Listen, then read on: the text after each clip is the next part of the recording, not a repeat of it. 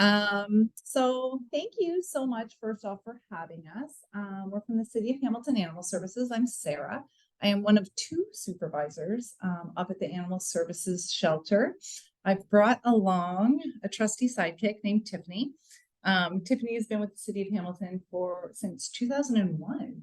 She's an operations clerk, and each of our clerks have wheelhouses or sort of specialties because we deal with such a wide range of animals. Tiffany's is wildlife. So Tiffany not only works at the shelter, but she's also a volunteer and board member at Port Hobbit's Wildlife Refuge.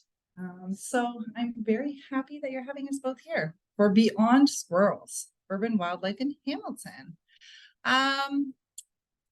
So I'm just going to quickly overview a little bit about what we do with the City of Hamilton.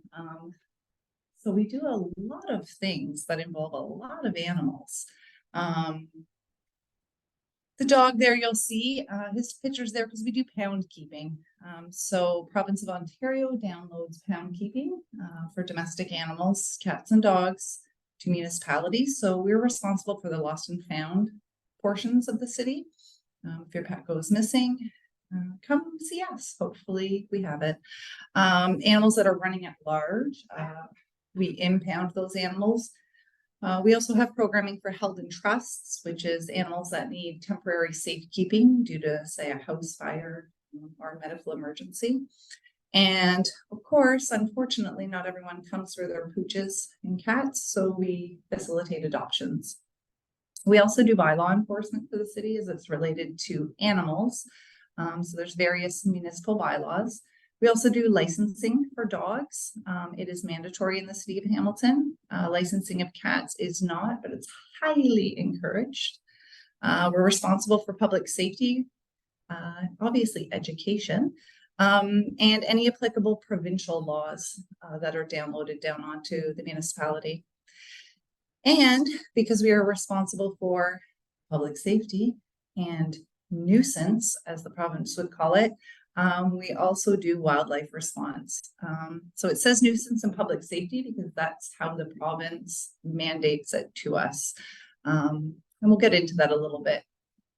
But we also respond to injured, distressed wildlife. So basically we try and take the nuisance and the public safety legal obligations, but we try and apply a progressive approach to it.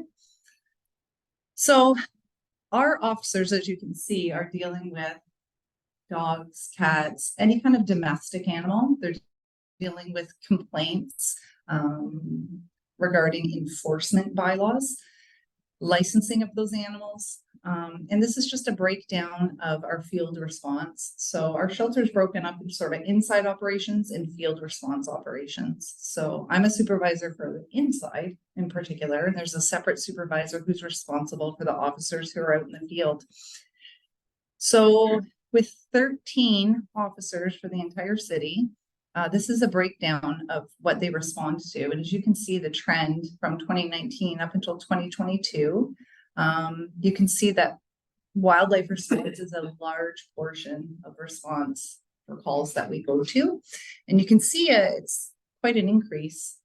So since 2019, we've gone from 41% all the way up to 60%. I can let you know January 2023 to date, we're on track to stay at about 60% again so far. So we'll get a little bit beyond squirrels. So here's a fella. Officer Joe responded to this guy. Not sure if it was empty when he got in or if he emptied it out. But we're going to go beyond squirrels, but I can assure you squirrels keep animal services on their toes all of the time because they just get themselves into silly predicaments. And this is certainly one of them. In this situation, we had to get the residents' permission to take the feeder with us, with the squirrel, because there was just no wildlife gloves or not safe way of getting this fella out without creating more injury to him. He was safely taken to one of our licensed rehabilitator partners, who will speak about them in a little bit, where he was sedated and extricated from his little predicament there.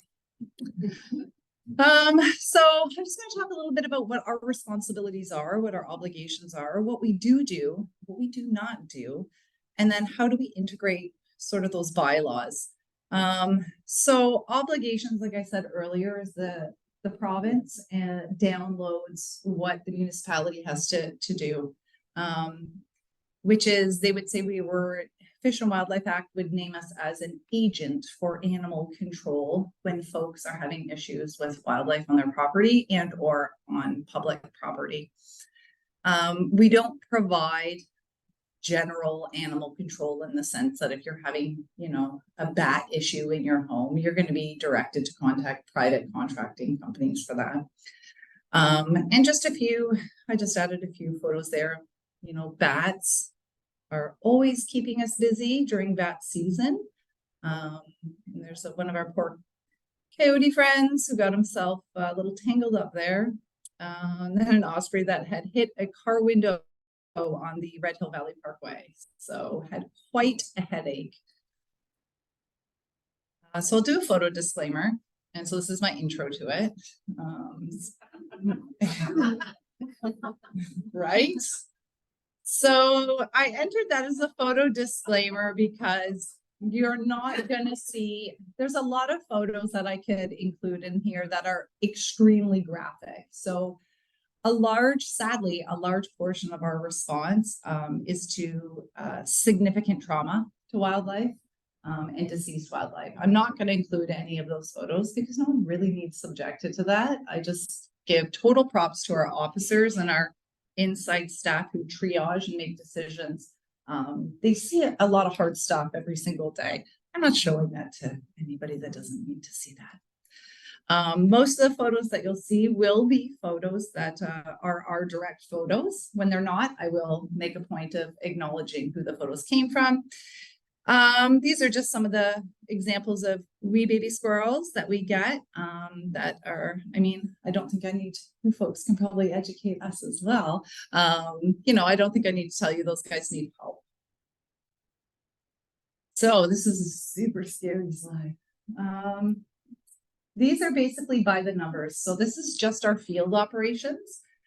So I'm going to try, and it says a call, and I'm going to try and give a bit of a description on what the call type means. And then it'll show you the numbers. I've only gone up to September there. So this is for this year. And these are the types of wildlife calls that we respond to. The only calls not captured in here are when we respond to coyote or fox. It's called a response required, meaning that someone is calling in and they're giving information that may reasonably lead us to believe that the coyote or fox might be a safety concern. Unless they factually give information that the coyote or fox would be posing a public safety concern, we just log it as a sighting. So when people do call us, we do log every sighting, and it just helps us track sort of where there might be patterns happening. And usually that will directly correlate with some form of feeding of wildlife. So while you'll see, all of these calls are not going to be broken down by the animal. So this is simply each call, right? So, and when it says deceased wild or deceased RV, within the call type that you see there, we only differentiate the actual input of the call by either your wildlife or your rabies vector wildlife. So we do track those separately as to what our responses are, depending whether you are a rabies vector or not. We also further break it down whether it was a response to public property or private property. And you'll see that there's some species in there that do get their own they get their own name in the call, such as bats, deer, and like I say, our coyote and fox sightings. And there's a bag at sidewalk is a kind of odd one. That's if you find a non-rabies vector deceased wildlife on your property. We do ask that people just bag that and put it at the sidewalk for us. So that way our officers can prioritize getting to the injured wildlife that need their attention right away. And when time permits, they'll swing by and collect the deceased wildlife. I think before I move on, only because this is kind of odd numbers, does anyone have any questions about these types of call types that you're seeing on the screen, or Are you having to respond 7 days a week? Yeah, so we are 7 days a week, 365 days a year, 24 hours a day. So yeah, there's no time off. What are all the species and rabies vectors? So literally, what we classify, well, technically any mammal is going to be can contract rabies. However, we classify it typically as skunks, raccoons, coyotes, foxes. Bats are not included in the RV because bats have their own call type. So yeah, like we wouldn't include like A muskrat. a musk. Yes. Yeah. Possums. Possum. No. Yeah, possums would be put in just to see. They would be into wild. They wouldn't be considered rabies vector. Question at the back. So sort of just some overview. We serve all of the city of Hamilton. There it is there, 24/7, 365 days a week. And that's with 13 animal services officers out on the road. So we do have Monday to Friday during days. We have some clerks on the phones. So, but the municipal call center will take over after hours. So sometimes subject matter might be a little bit more difficult for anything after hours, but it'll get cascaded to an officer. And that's a photo taken by one of our officers, by Hamilton Raccoon, looking for a meal. It hangs in my office. Okay, so wildlife response and by law enforcement. So like, it sounds, I think, to a lot of folks odd that those two go together, but they actually don't. So things we enforce that are applicable probably for here is, the dog at large, cat at large, bite investigations, dangerous dogs and licensing. And so I've just got a photo there of a cat having a good time in the ditch and a dog off leash, having a good time, maybe getting some poison ivy. But I think it was important to note that we do at Animal Services really try and stay as abreast as we can for statistics, so that way we're delivering accurate information to the residents of Hamilton. So I'm sure many of you may be already familiar with it, but there was that 3-year study by Calgary Capture, and 92.3% of reported dog and coyote interactions in Canada, and the dogs are off leash. I think we all sort of, as wildlife lovers, intuitively know that, but it's really nice to have that data behind it. So I'm just going to mention at the top that Calgary Capture, look it up. It's a pretty fascinating publication, as well as is pretty interesting in Calgary as well. They captured more than 200,000 images of dogs that were off leash, and 89% of those were in areas where the dog should have been on a leash because they were like wildlife habitats. Then the cats at large. So just wanted to give a brief, super quick, I know it's a very hot topic, but the appreciation of knowledge that a cat is not a cat is not a cat. So cat populations in Canada are dynamic, and they're generally categorized as owned, homeless, and feral. And then within that, there's further segmentation. So just broken down sort of what that segmentation there is, and ensuring that we're looking at how we do cat management programming that's going to target each of those segments. If anyone is very interested in sort of the cat dynamic portion of it, I would also recommend looking up something called the DC Cat Count. So it's by Dr. Tyler Flockhart heads it, and it's out of DC. And what they're doing is they're doing very intensive data collection that's going to help guide effective cat management programming. So, yeah. And then just some of the different entities in the city of Hamilton that sort of tackle the different type of segmentations. So obviously with Nature Canada has their Cats and Birds campaign, which is fantastic. And you all probably recognize the bird friendly city, Hamilton Burlington, and the fantastic pamphlet and brochure put out there about safe cats and safe birds. So it's local. So it's a pamphlet geared locally to Hamiltonians. And of course, the Hamilton Burlington SPCA does put on TNVR programming, which is targeted. So that's sort of trying to capture the feral, non-human interaction cats. And then, of course, we're the city of Hamilton, so we do offer licensing for cats and obviously lost and found. So at the city of Hamilton, we did make a conscious effort a little while back to make sure that when we're having communications through our clerks and our officers, that there's thoughtful and intentional communications, because we know that perceptions and sensationalism is out there in the city of Hamilton. So it's just sort of a bit of a slide that I thought I would interject about how we understand that you can have two different people who will, right, it's kind of basic, but so here's an example of what we encounter in animal services. So this is a picture of a fawn that had been mauled by a dog that was off leash. It unfortunately could not be left where it was for its mother. So normally if someone finds a wee fawn, we say, please leave friend be, and we educate on the reasons why mom is leaving fawn alone. In this case, it had been mauled by the dog, so we knew that the fawn needed some help. So here's the thing, if we have someone calling us about this, number one, media-wise, it's unlikely to get any kind of traction at all. The response is, oh, this poor defenseless fawn. God, that owner was so irresponsible. Or even if I am the owner of the dog, I'm going to take ownership over, my involvement in that. So we do know that usually there's going to be a level of ownership in that. And the feedback we get is, oh my God, please help it. The coyote, totally opposite. Someone's calling about the coyote that chased their dog or attacked their dog. It's guaranteed is going to get traction, guaranteed. And the folks who are calling it in are completely failing to recognize that the coyote was using a defense system, right?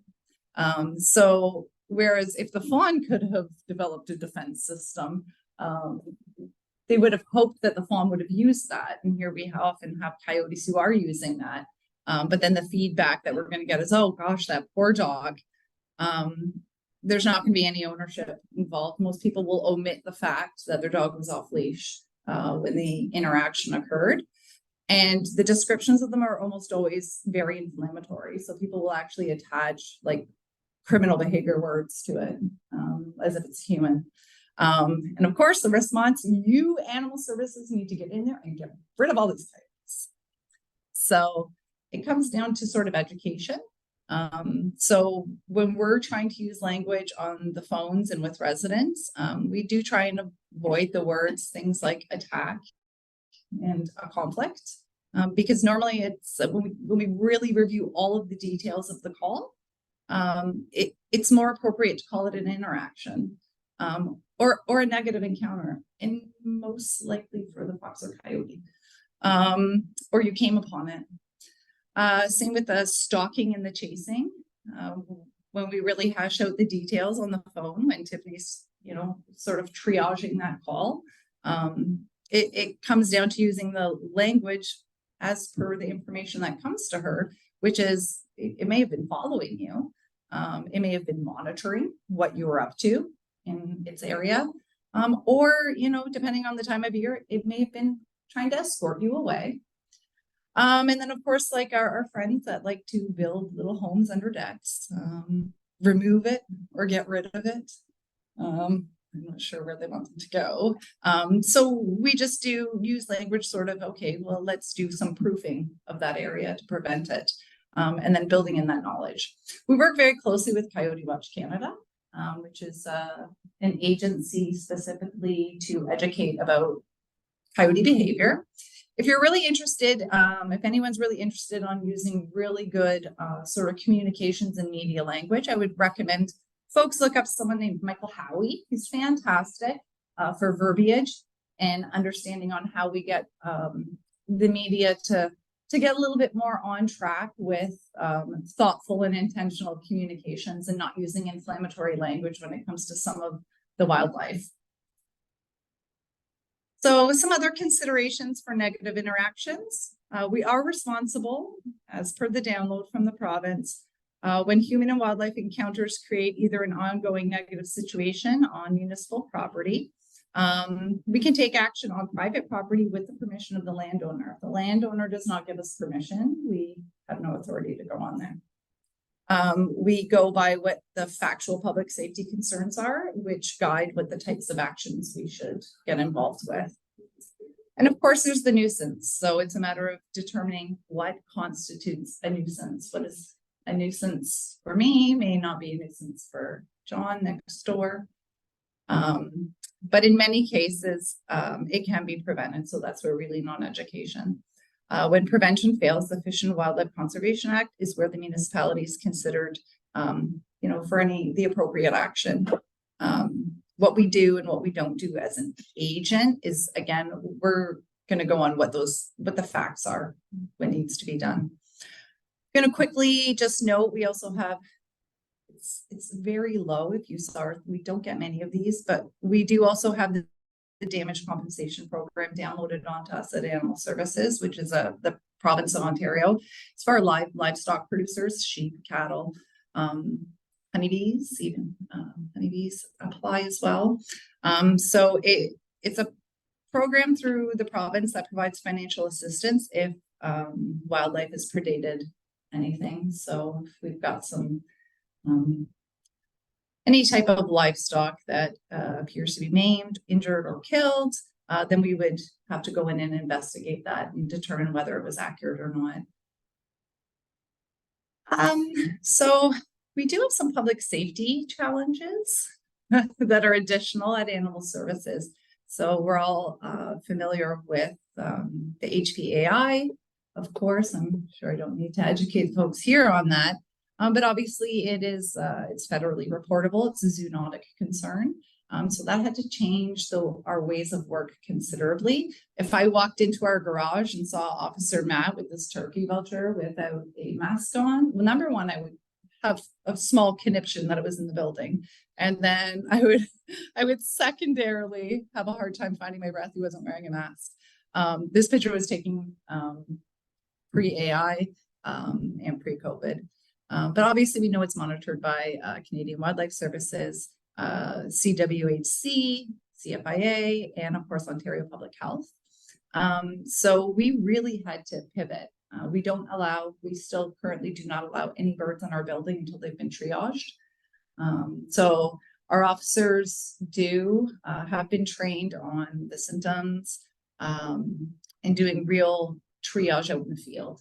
So if there's something that is showing clear symptoms of AI out in the field, the bird can't even enter the officer's van.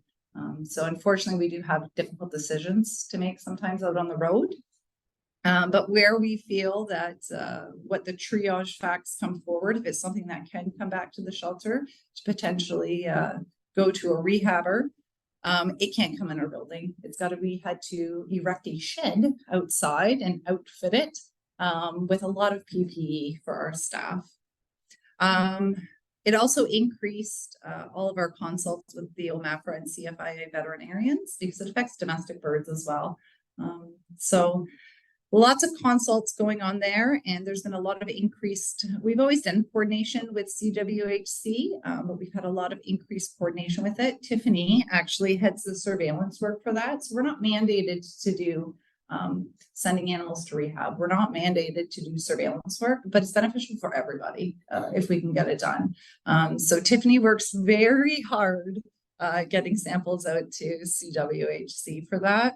And I just inserted the turkey vulture because we were actually quite taken aback at the number of positives that were coming in. Because I think when AI came down, they weren't necessarily the first bird we thought were going to be affected by AI. I don't like by a long shot. Like it was not the expected type. And then we were just getting positives and positives and positives. So yeah, turkey vulture is very susceptible. This particular fella, I personally picked him up when I was an officer before I was a supervisor. And he was actually found in, I want to say it was October, late October, because I think it was the first real hard snowfall that we had. And he was just freezing on someone's doorstep and he was just so emaciated. So not quite sure why he hung around in the freezing cold. But he made his way to, I think he went to Chantal, and I do believe he made it, or he needed to eat. Like he just needed to eat and be warm. Obviously, our HDV has presented yet another challenge for us. Same thing, it affects wild rabbits and hares in addition to domestics, and it can absolutely devastate them. So this is another species now that triage needs to be done outside. However, it does present a challenge because these poor little fellas are so susceptible to getting clipped by cars constantly.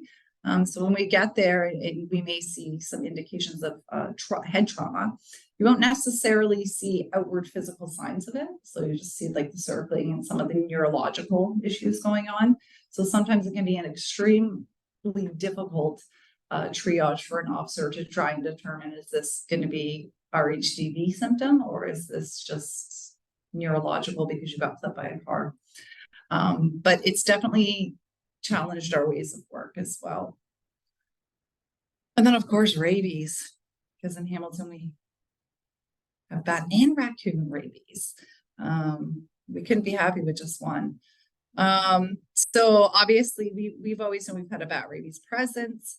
We've always had very clear information sharing with Hamilton Public Health and OMAFRA in relation to bat exposures. We're responsible for filling out any animal to human exposures as well as any animal to animal exposures and getting those off to public health. We do provide for the confinement of domestics. So any domestic animals that's been exposed to a rabies vector, we do provide services for confinement watching purposes for that. And of course, in 2015, there was the discovery of raccoon rabies in Ontario, and Hamilton was the epicenter. So I'd be remiss if I didn't touch upon it quickly, just to quickly review a little bit about the impact of a rabies outbreak. In 2015, just when we thought raccoon rabies was not something we have here, the little raccoon was like, oh yeah. You'll see there's a picture of two dogs there. So there was a very unfortunate incident back in 2015. So on December 4th, 2015, Hamilton received a CFA report that raccoon strain rabies in a raccoon that had attacked two dogs in a animal control officer's van was positive. So the breakdown of that was the officer had received a call for an injured raccoon. They attended and placed the animal into a wildlife cage. From what I understand, it wasn't anything really too crazy going on. The officer then received a call for two bull mastiffs that were running at large, attended and put the dogs into their respective dog kennels. During the drive back to the shelter, an incident occurred. Female bull mastiff broke out of her cage, began destroying the cage and carrying the raccoon in the mouth. OMAFRA was notified and the raccoon was sent for testing, and the result was positive for rabies. So there you'll see the slide strain of the rabies. Any of that red is going to indicate a positive. So super unfortunate event. But what comes out of unfortunate events are positive things. So number one, we knew we had raccoon rabies in Ontario. Number two, animal services how do we learn from this? Well, let's get what we need to do. So there's an example of some different types of wildlife cages.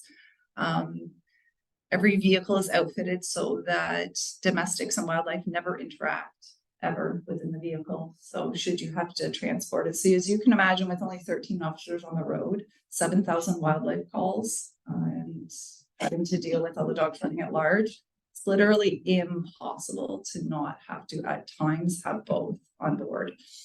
So we do have now vehicles that are equipped to ensure that they're completely separate. And public health got a really cool campaign to raise awareness about rabies. So kudos to Hamilton Public Health for that fantastic awareness campaign.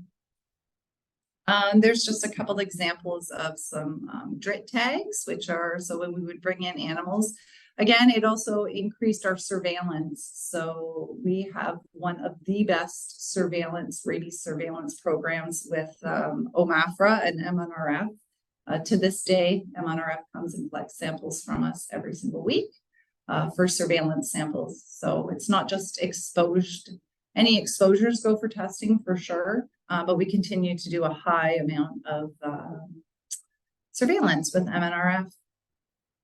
And that's just some quick total number of animals. So from 2015 to date, we've got 330 positives as per Hamilton Public Health, and that's sort of the breakdown for species. So I'll switch gears and get into feeding with the feeding of wildlife bylaw. So we do enforce the feeding of wildlife. So feeding of wildlife is not permitted in the city of Hamilton. And yes, it includes bird feeding. However, there are considerations to permit. But feeding waterfowl is strictly prohibited in the city of Hamilton. There's an example of the York Boulevard Cemetery coyote. So a lot of people were feeding this fellow. Majority of them were photographers because they wanted to get good photos of him. He was slowly really not caring about all the people that were around him. So we ended up having to institute having officers parked there at all times of the day, just to ensure that it was being enforced and that this fellow wasn't becoming habituated to people, because that's what was slowly happening. That is not our photo, but I wish it was. It's just the importance of sort of why we do have some rules around feeding wildlife other than habituating wildlife, because it often can invite rabies vector animals to your backyard to jump on Fluffy, the dog who's underneath. So yeah, this is part and partial of it, in addition to, you know, the attractant of, you know, educating folks that often, if we're not keeping our feeders clean, if we're not keeping the refuse on the ground clean, then it's attracting rats and it's attracting mice. So then we have a pest issue. And then of course, what eats the mice and what eats the rats? Well, then we have people calling and freaking out that they have foxes and coyotes in their neighborhood. So it's sort of a trickle effect. So I'm just going to briefly overview. Oh, yeah. Saying backyard. No, you're allowed to have feeders on your property, absolutely, especially for the songbirds. But the way it is outlined is that it cannot be, you cannot be disturbing your fellow neighbors with it. So essentially, if you're not cleaning up after your feeder and you're attracting copious amounts of rats, then that's going to impact your neighbor. And then in that case, you would be ordered to remove your bird feeder. Yeah. Does it have impacts on the avian influenza though too recently? Oh, absolutely. Yeah, for sure. I mean, we can't factually say that because we don't know, but certainly if we're inviting a ton of birds to congregate somewhere, then you're going to raise the risk level to some degree.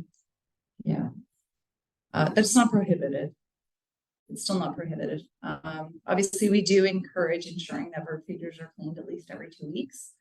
But that's for other, not just for that, but for other various reasons. We got host finch eye and all that jazz going on. So just do a quick breakdown of the seasonality that we have at Animal Services. So we'll start with winter, which is a lot of hawks, owls, couple of cute little saw-wheats, head trauma. Head trauma happens in the winter all the time. They're just so darn wee. So most of these guys do really well with coming in, getting triaged. Tiffany, if she's in, will hopefully give some warm fluids and then start working really hard. So Tiffany does the majority of our coordination for ensuring that when an animal needs to go to a licensed rehabilitator, Tiffany does all that coordination for us and making sure that there's, you know, timely movement for the animal. So we cannot, just like everyone else, we cannot keep wildlife in our possession for more than 24 hours either. So we really need to make real great efforts to get that animal out to one of the licensed parties who can carry on. So we do our best. So Tiffany might know a little bit more about this fellow over here, who is getting fluids. The one with the head trauma, that's another, one of my calls, that wee little thing, had literally just, it was a whipping, windy, blustery, insanely snowy day. And just the wind knocks them right down sometimes. There's Tiffany with the snowy. So I might let Tiff tell a little bit about that, Snowy. I picked him up. He came from Flamborough and he was grounded and he refused to move. So do you remember him? I do remember him coming in. So he was covered in parasites as well. But we just triaged him and we gave him some fluids and we heated him up. We have incubators at the shelter. And he went to one of our rehab partners, which was Hobbitstein in this case. And unfortunately, I don't think that he did make it. But they did try, but he progressively went downhill, unfortunately. So that's just like part of our day. Like sometimes they do make it, sometimes they don't, unfortunately, but we try our best. Yeah. We definitely cheer on our licensed rehabbers who take this on, because ultimately we pick them up, we triage them, but then the TLC carries on with them. The slide here, the 3 photos there is myself and Officer Matt were at a call, and this is just to give an idea of how we make decisions in the field on the fly. And you do the best you can do. And sometimes you don't always make the right decisions, but you can only go off of what's in front of you. So this was a completely squared fenced off area. I believe it was hydro property. And it was in the middle of all these new subdivisions that they had built. And we had this fella in the middle of it, completely fenced in. Normally we would be like, yeah, he's good. He can get out of there if he wants to get out of there. Like he can definitely clear that. However, when Officer Matt and myself responded, this fella here he was real lame on one of his rear legs. And we're not sure if that was as a result of him jumping over and in there. But the injury wasn't so terrible that it wasn't something he probably could just nurse on his own. However, we were quite concerned that if he was a normal, healthy, run around, silly Billy Buck, he'd be left as is. Like you can make it out on your own, you're going to be just fine. But because of the lame leg, we were a little concerned that we would get a call either later that night or the next day that he had tried to jump over, but because of the lame leg, couldn't make it. And I have cut one too many deer off of these types of fences because they'll impale themselves on them. We didn't want to risk that. I said, I'm not coming to cut this deer off impaled tomorrow. So we called Hydro and said, can we get permission to remove a panel so that when he needs to leave, he can just walk out. Again, it was just that balance of if he was healthy, that panel would not have come off. But because there was a risk of him potentially trying to get over, potentially impaling himself, off comes the panel. In the winter, usually if we pick you up, you're going to need some kind of specialized care. You can't usually, when your mange is this terrible, or you're not hunting and you're not eating, like our hawk friend, you're going to need some kind of specialized care. Opossums keep us so busy in the winter. These poor friends suffer from such bad frostbite. So there's just some examples of their feet and their tails.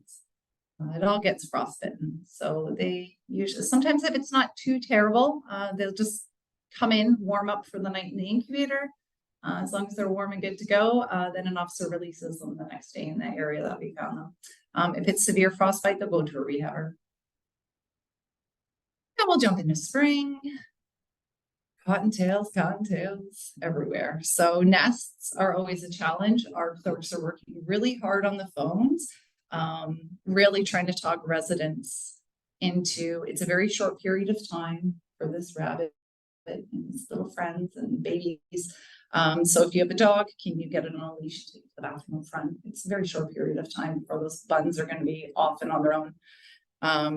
So yeah, the clerks are usually really trying to mitigate calls that we're going to have to go to. And it comes down to education.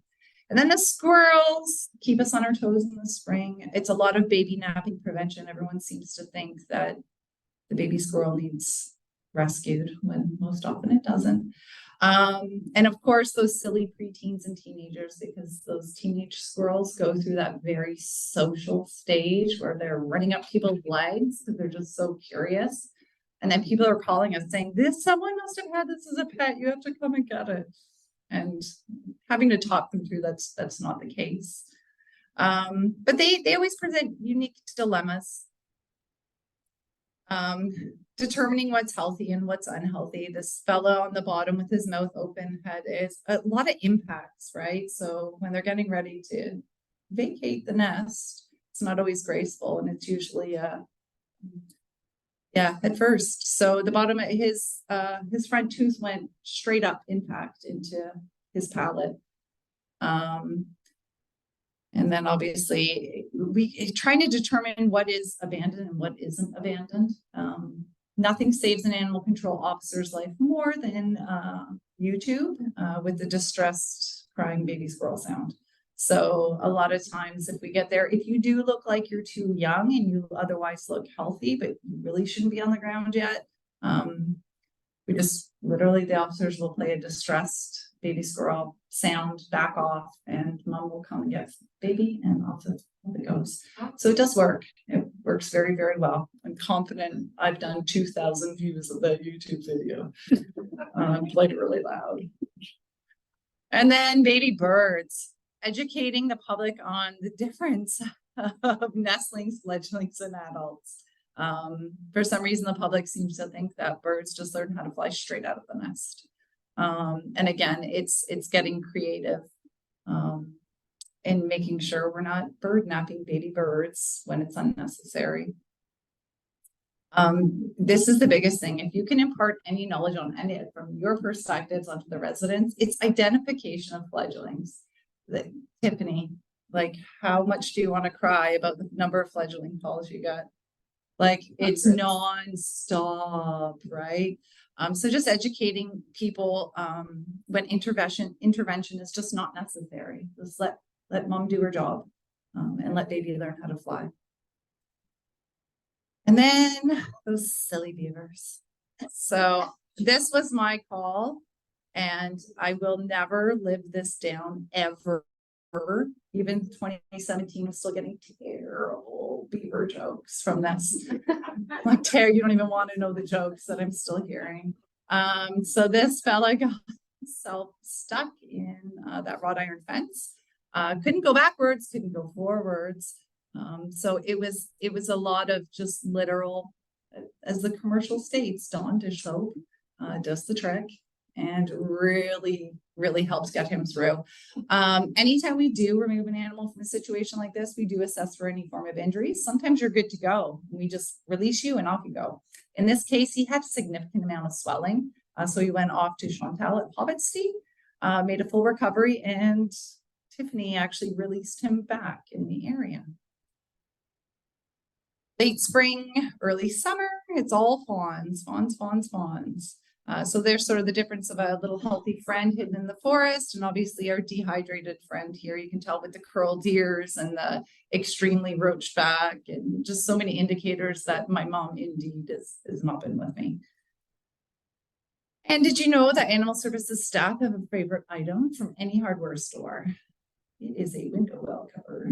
Please encourage all your friends, family, and neighbors to obtain one, because we do a large portion of removing that. Yeah, so there is not one species we have not removed from a window well.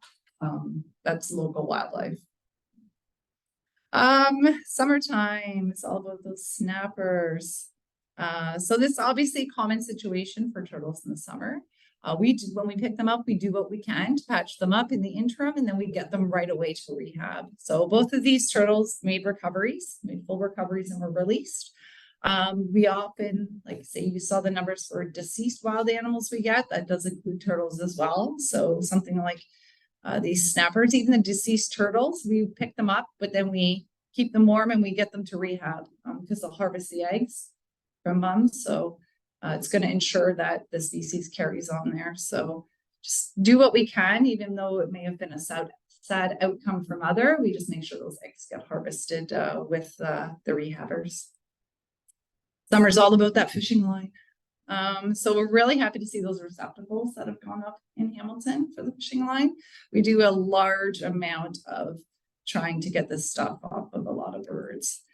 We're busy, busy, busy in the summer. So there's two of our officers, Jen and Karen. And if it's not, this was just some simple line around a wing that hadn't caused a ton of damage. So when that's the case, they'll just cut it off in field and let friend go. The middle one there with the long-tailed duck, the two long-tailed ducks, they were literally netted together. Like literally together. It was just insane. They had to come up to the shelter so that we could get that netting off them. And then of course wee baby possums, because possum mothers really don't care if you fall off, tough luck. Worst mothers ever. You better hang on or you're gonna be in an incubator at Animal Services. And then, of course, we've got, again, just making sure we're keeping our bird feeders clean, so we're not getting any diseases there. We also, at Animal Services, get, those are little goslings in the hands of those two fellows from the City Roads Department. So if it's possible, because the sewer systems and the rainwater systems are all different depending on the areas, sometimes they're accessible, sometimes they're not, but we do get little goslings that fall down into those grates. So that's when we recruit the fellows from Roads, and they come and they lift those grates for us so we can get the babies out. And usually it's, you know, mom or dad's not far away and they're just reunited. That was a wee baby Merlin. That was a wicked rainstorm. Like it was one of those summer thunderstorms that was just so insane. And a whole tree had come down, and it was that was at 1 a.m. I remember responding to that call. Whole tree came down, and the residents went out to investigate, and they found that little friend called, absolutely soaking wet to like the core, soaking wet. It was pitch dark, and it was in a thunderstorm. So baby came back to the shelter, dried out in an incubator. And then when I was done shift at 7 a.m. and Officer Jen, who's in the top picture, took over for me, she went back with fluffy, dry baby, made contact with the residents. Sure enough, mom was around looking for baby. So it was they got reunited. It was a really nice outcome. August is all about bats. We cry about bats at Animal Services because sometimes you'll walk in and there'll be a whole table of them. So yeah, it is all about the bats in August. I can't remember the number we're up to now for 2023, but it's just wild that there's no exposure whatsoever. We just house them and then they get re-released when it's appropriate at the same area. We only will respond and remove a bat from your home if it's like a single bat. Usually it's because if they're up in your attic area roosting and they decide to come down, you know, we're going to go in and we're going to get out because they're, you know, they can carry rabies. We're going to get out of your home. If it's nighttime, we're just literally releasing it. No exposure. But if it's during the daytime, then obviously we can't let them go. So they'll come back and hang out at the shelter, get a few mealworms, and then be released. We do let people know, typically, if we do that education, if there's one that's come down, there's a lot more up there. You're going to need to call a company. But basically, summer's a combination of everything that's injured, all the babies that are still being born, and those have gotten themselves in unusual predicaments. So these are some of the odd predicaments that we've responded to. Muskrat just got clipped out, so it's a matter of asking the resident, do you mind some damage to your frost fence? Because we're just going to get out the bolt cutters. I think the crane we were unable to help, unfortunately. It could still fly. It was still mobile, so unfortunately. And then the skunk. It happens every night on a night. It's in the summertime as a night shift officer. And then there's some more of the unusual predicaments that we see on a daily basis. Those raccoons, right? They're so silly. It's all about the raccoons moving in. And the squirrels in their houses getting blown off, and people doing property fall cleanup, cutting down trees, displacing them. And in fall, we often will get some of our water birds. They'll mistake parking lots for a body of water, and then they make a crash landing, and then they just can't take off, right? They need the water to take off. So depending on what's wrong with you, you're just taking, if there's nothing wrong with you, just take them to a body of water, off you go. If you need some TLC or more triage, then you're going to be intake, and Tiffany will probably triage you.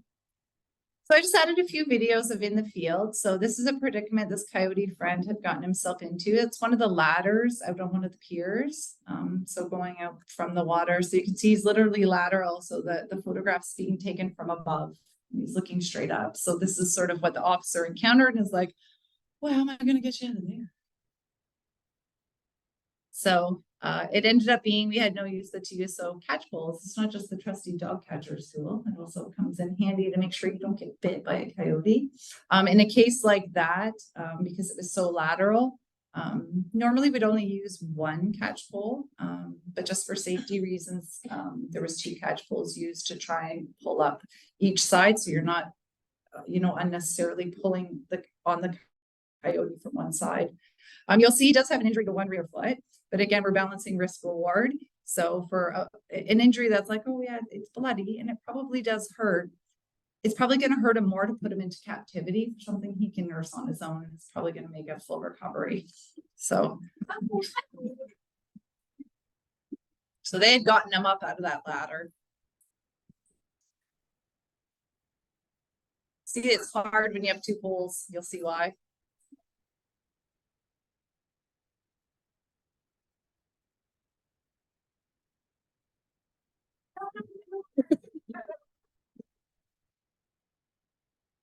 Off he goes. So he probably went off, nursed that foot just fine. Yeah, he's running. He's good, right? Like that would look different if all of a sudden he collapsed. Then it'd be like, oh God, get the pulse gun. But yeah, he's gonna nurse that just fine on his own. And then this is like such a simple call, and it happens literally every summer night on night shifts, sometimes 3 times a night. And it's simple, but I mean, I had to show it. It's so because it's so typical of what we do every night shift. He's got a big flurry cup on his head. So he's just using the tongs just to make sure he's not going to get kicked. Takes it off and back up, back up. He did go back for the McFlurry cup. I know we had a ton of like Facebook comments going, you let the litter, no one's gonna walk in it. No, he just didn't want to get, he's gonna wait till the spray risk is gone, and then he went back to the cup, I promise. And this is a young raccoon cut out of a soccer net. So they didn't get video of cutting him out of the soccer net. I wish they did. I'm sure they didn't. They were like, Sarah, your video needs are not the biggest must. However, anytime we do put them out, like I said, we do assess them for injuries. So this is Officer Joe. He just finished checking for any kind of injuries to determine whether it needed to come in or whether he was good to go. So yeah. He just finished and put to let him go. Go, go, go, go, friend. Now I'll quickly touch upon our animal services partners. So these are the 3 licensed rehabbers that we deal with the most for the most part. So Hobbit Stay, Urban Wildlife, and the Owl Foundation, and we couldn't be more grateful for them because they're what enables good outcomes. And it's just some of the examples of, they also impart their knowledge on all of our staff. So with 13 officers dealing with wildlife and domestics, as you can imagine, they all have their own little wheelhouses. So some of them are a little bit stronger with, let's say, domestic animals, right? Because we deal with aggressive dogs wanting to bite people's faces off. So we definitely need to have officers who are extremely highly skilled in dog behavior and things of that nature. Then we also have, everyone's cross-trained in everything, but you have different strengths. So we're grateful for the wildlife rehabbers because they impart the knowledge and training on us as well. So how are we doing proper wing reps? Say that 5 times twice. So basically we want to ensure that we're stabilizing the animal and we're not causing more trauma to it until it gets to the rehabber, right? So these are just some examples of some wraps. And then they're lovely enough to let us participate in the releases sometimes too, because it's really good for the officers who see so much terrible stuff and deal with so many terrible things to participate in the good outcomes. So we're very grateful for the rehabbers because it's got to be released where it was picked up anyways. So how can we help out and get them incorporated? So that's a release at the top. Tiff, that's you and Kennedy. What are you releasing? Coyote. Coyote Lancaster. and Ancaster. Okay. Okay, and with our wildlife partners, especially Chantal,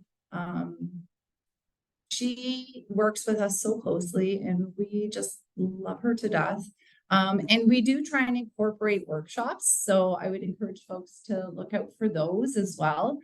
So we do a lot, City of Hamilton Animal Services does a lot of hosting for other Ontario shelters and animal controls. So just because we have the valued skills of the licensed rehabbers, we want to make sure that we're sharing that with other animal controls so they can build their skill sets and knowledge. And then we also do it for the community. So I'm hoping we're going to bring that back for 2024, just so residents know how they can help when they find an injured animal.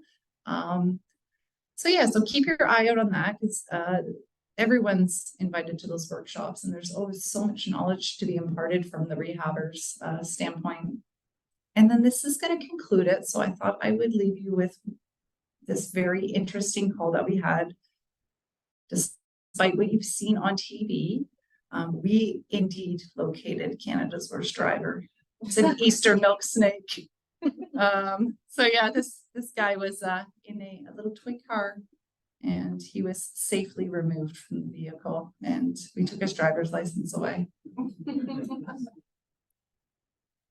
right, so thank you. So that's it for us. Not sure if you guys have any questions for myself or Tiffany. Oh, where do I go first? We'll start at the front. Just a question about roadkill. Yeah. And maybe your job or maybe Public Works, I don't know, but All the road kills us. yeah. So Yeah. if we're trying to figure out where the most popular road crossing areas are, where we might want to build a wildlife corridor, either under the road or over the road or Absolutely. I think you would have potentially The data. Yeah. yeah. So we're exploring how we can use that data better because the current system that we use doesn't it does track it, but it requires a lot of manual work. That's just basically our database system. But yeah, we do have that information. I think we just are working with some of the BAF that's going on for the Coots to Escarpment project. So we're hoping we've already provided a bit of raw data for that. But we'd like to be able to see how we can incorporate that data because yeah, it's extremely useful. You'll see patterns and you see trends of where crossings are happening.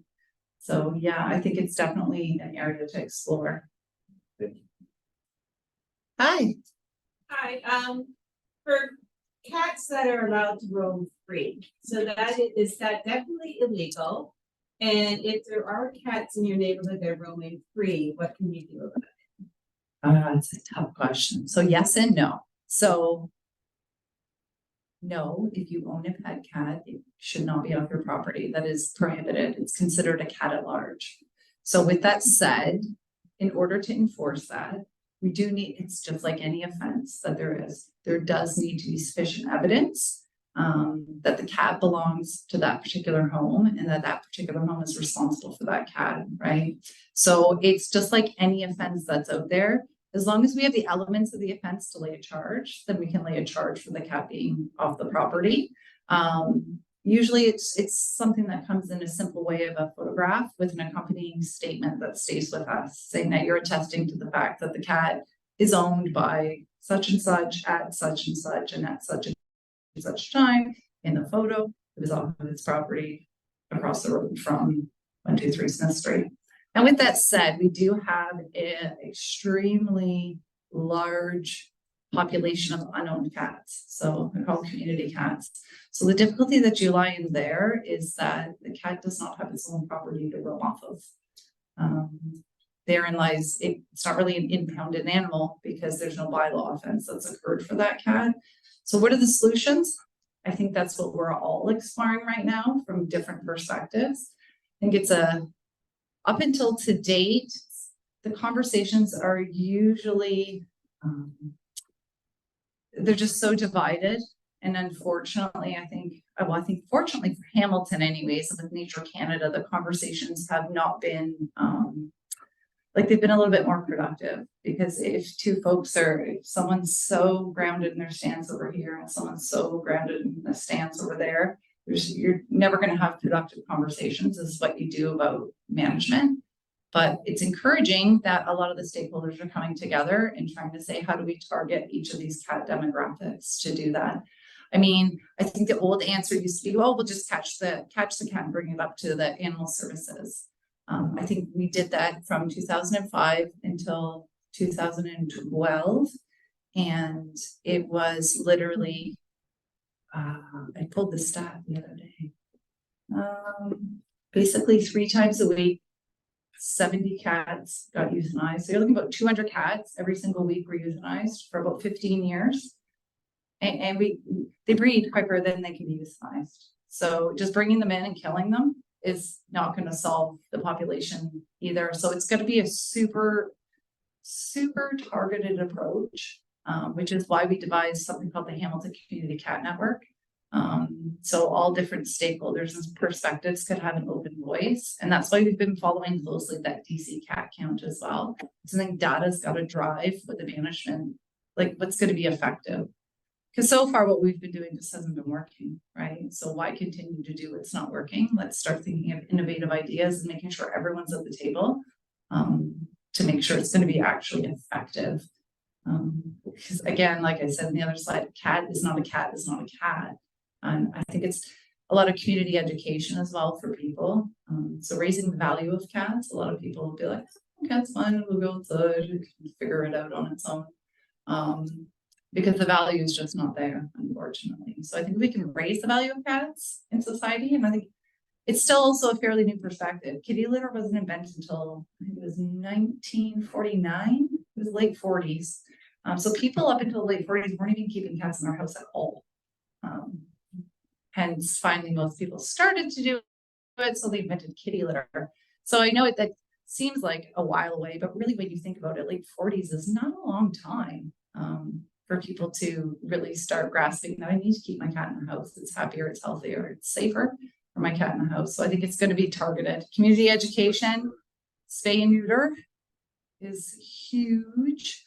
And finding alternate options for your cat when you cannot keep it instead of just turning it out on the street. Because that's usually what it is. I would say the biggest thing right now is our community cats. Hi. After the run, I just want to say this was a great presentation. Oh, well, thanks. Oh, and there's still so much more I didn't get to touch on. But I mean, I think it's nice that we're getting out of our silo as well, right? So the more engagement we can do with folks that are still somewhat in the same kind of realm and area, we can like join forces and get out of our silos a little bit. And I mean, I think there's a lot we can do together for sure for the city, like the residents of the city. Very few people would know even like the tenth of what the post. Oh, we're glad we could let you know. And then we want to learn more about the naturalist club as well, too, right? So hi in the back.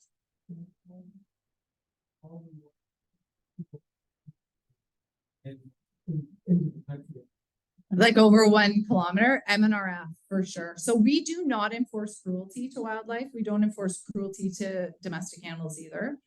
So it's all provincial. Thank you. Yeah, so MNRF has a 24-hour hotline number, an 800 number for sure. I'll leave some business cards up here as well. But yeah, the MNRF definitely you can have a tips line. It's called tips 1-800. I can't remember the first 3 digits, but it's 1-800 some tips. Oh, absolutely not. Yeah. And Tiffany can probably tell you many a story of her on the phone explaining to folks why, like for the various reasons you can't do that, right? Not disease transfer, and then the animals just have it's not its home. Like, I don't take me to Mississauga and drop me off there. I don't live there. I don't know what to do there. It's no different for the wildlife. Yeah. And then they come on to us, and we tell them, if we live there, the animal's not gonna last. No, I think a lot of the times too, though, I think not as many people are as nefarious as we tend to think they are. I think it's just a lack of education and a lack of knowledge, right? So if we can empower them with the knowledge and like really good solutions, like there are alternatives that are not that difficult to put into play. We just need to empower folks and residents on knowing that. But yeah, you're gonna get the few folks who are just, I don't care. Well, then that's when you can call the MNRF for sure. Hi. I was wondering if you could address deer.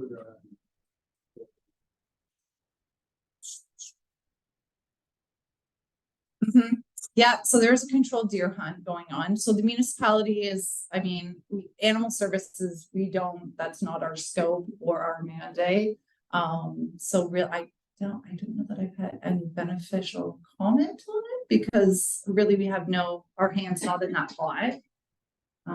Who could you contact for the controlled deer hunt? I would imagine MNRF as well. Yeah, they would be able to direct you. Well, no. Where Hunter Orange is my only comment. There's an overpopulation problem here in the area. This is the reason for the hunt, I guess. Yeah, that would be, That's what we've been told. yes, that's what we've been advised of as well. Yeah, for sure. I would recommend though, like if you're in any of those kind of areas, obviously say like wear your Hunter Orange when you're out hiking and walking, things of that nature. Hi. Hey, rats. Ugh. Does the city have any department that handles rats? Yes. I know it's like a war. It's called the City of Hamilton Public Health. Yeah, It's like- but if you come across a deceased or injured rat, then you may call the City of Hamilton Animal Services, and we absolutely will help the injured or deceased rat. But big cities are fighting like wars against rats. Yeah, yeah. So that- But it's the same as feeding. It's sort of where our feeding wildlife bylaw kind of comes into effect. Usually rats are also going to be, well, it's secondary, right? So when we get, I was saying we track our coyote and fox sightings. So sometimes you'll see the correlation. Well, it might be around a lot of new development that's occurring. Well, what's happening when you're doing new development and you're disturbing all that land, right? Then the rodents are coming up, and then it's like, oh, it's a buffet if I'm a fox. So yeah, so there's the disturbance of land via development, but it's also a lot of just garbage refuse, people not like feeding sometimes isn't always intentional either, right? So it's ensuring that your garbages are locked up and you're keeping things clean. Or again, like the bird feeders. That's one of the biggest ones is people who just aren't keeping their feeders clean and just letting buildup occur, and then the rats come in. For sure. But public health does deal with pest issues. I was in Cherry Hill walking on the weekend, Mm-hmm. and there's a couple that had a loaf of bread and a bag of potato chips. Oh no. And that's what they were feeding the ducks, swans. And I kind of said something, I wish I would have been armed with a handout. Yeah. That wouldn't have made any difference because they said, we saw the sign when we walked in. Yeah. So where is Not- so yeah. Cherry Hill, Yeah. because they have the Oh, sign okay. for the swans Yeah. on the wing deformity and the problems that Oh. the swans are having, Yeah. yet they're feeding them. Yeah. That's like, even if it's in your backyard, waterfowl strictly prohibited. Please do not feed them. But that would be Burlington. So I'm not sure if they do have a feeding of wildlife fallout, but it would be worth it to call and find out. Now I can appreciate sometimes, and we do ask for a little bit of grace because we are 24/7 with only 13 officers. Sometimes we are restricted in our ability to do an immediate response for something like that. Like in the most ideal worlds, I wish you could call and be like, oh my God, Gina here to pay the loaf of bread. Can you come right now? That'd be absolutely. We wish we could, but sometimes we do ask for a little bit of grace because we may be also going after that aggressive dog that's running down the road, attacking people. And at the same time, we've got a hit by car deer that we're responding to.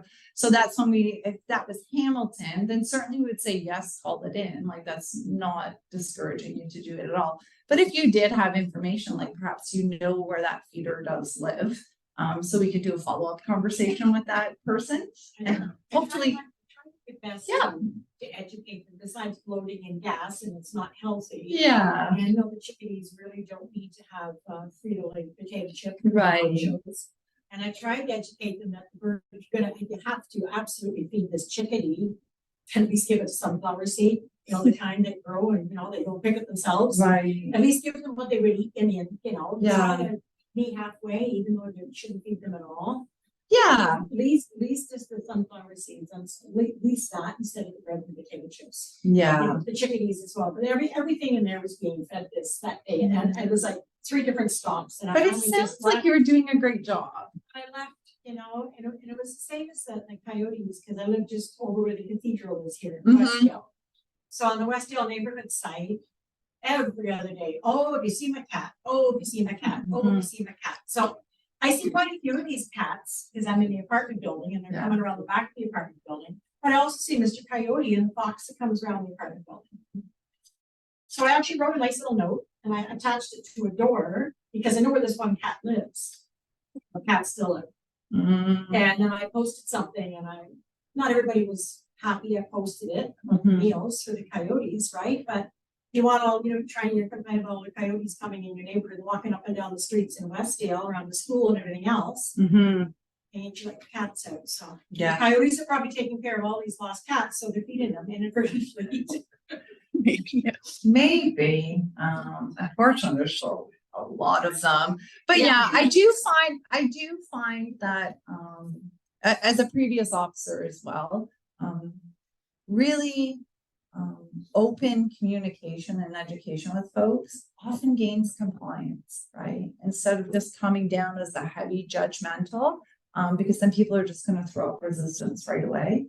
But when you arm them with, and especially if most people who are feeding wildlife love animals. Like at the end of the day, they love them. It's just that it's making sure you're empowering them with the knowledge that they need to know how you truly love them, right?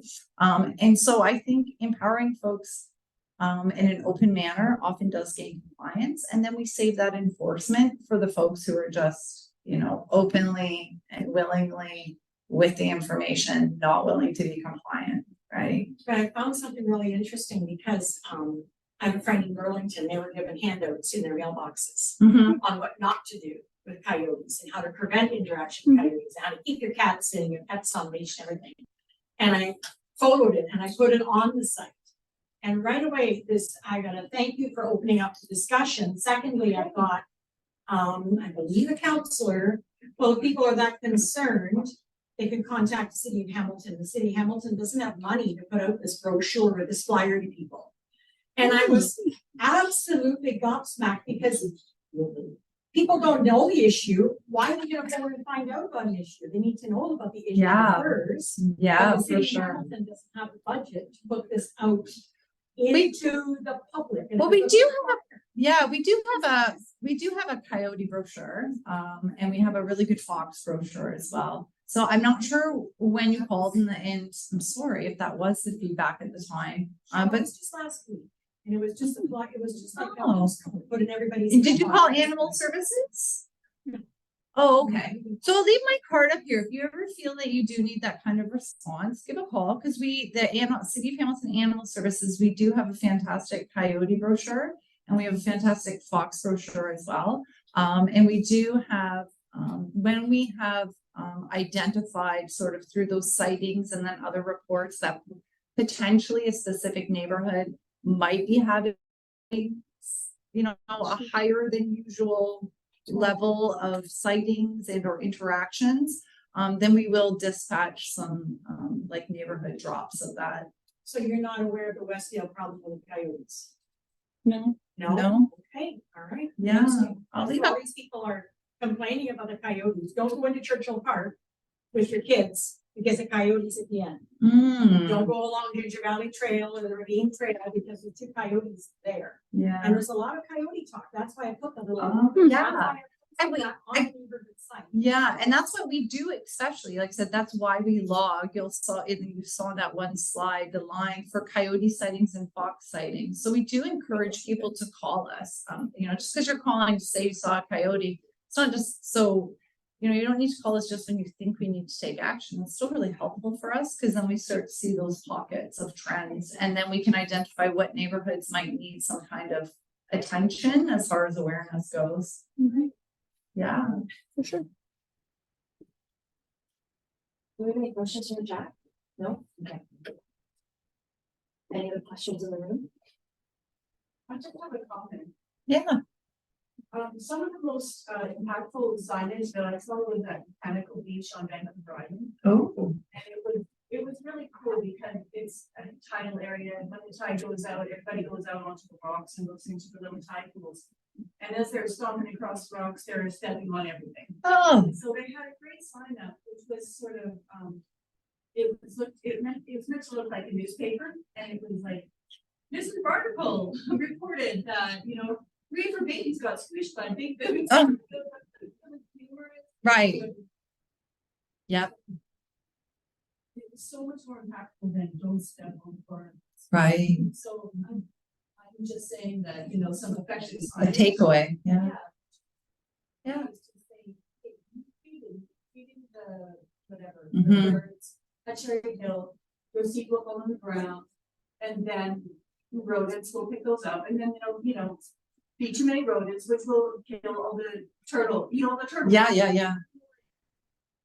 Incorporating something there. Yeah. Yeah, I think that probably parlays very well into how effective the public health campaign was with the skunks and the raccoon, right? Because it's kind of catchy and it's interesting. And thank you. Yeah, I like that. Thank you very much for that feedback. We'll take that back as well.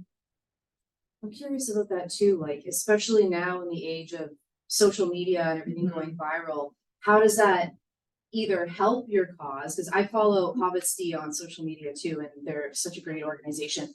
My algorithm loves it. I don't know if it's just that you're so busy or that I'm always constantly engaging with the content, but I think it's a great way to get the word out. But at the same time, it seems like I don't know if it's understaffed or under budgeted or just so busy.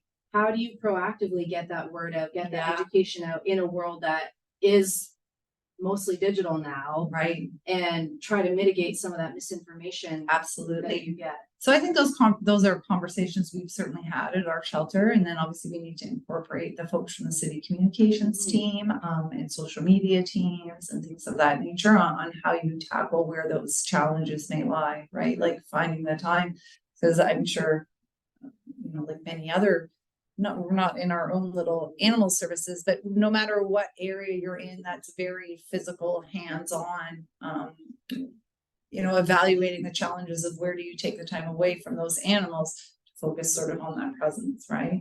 So I do know we have started having conversations surrounding that, but definitely a challenge for us to tackle, hopefully in 2024.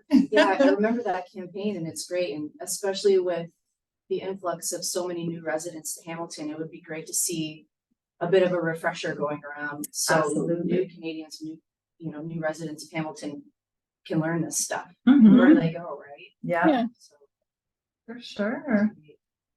I mean, I think I can speak on behalf of everyone that's in this room when I say thank you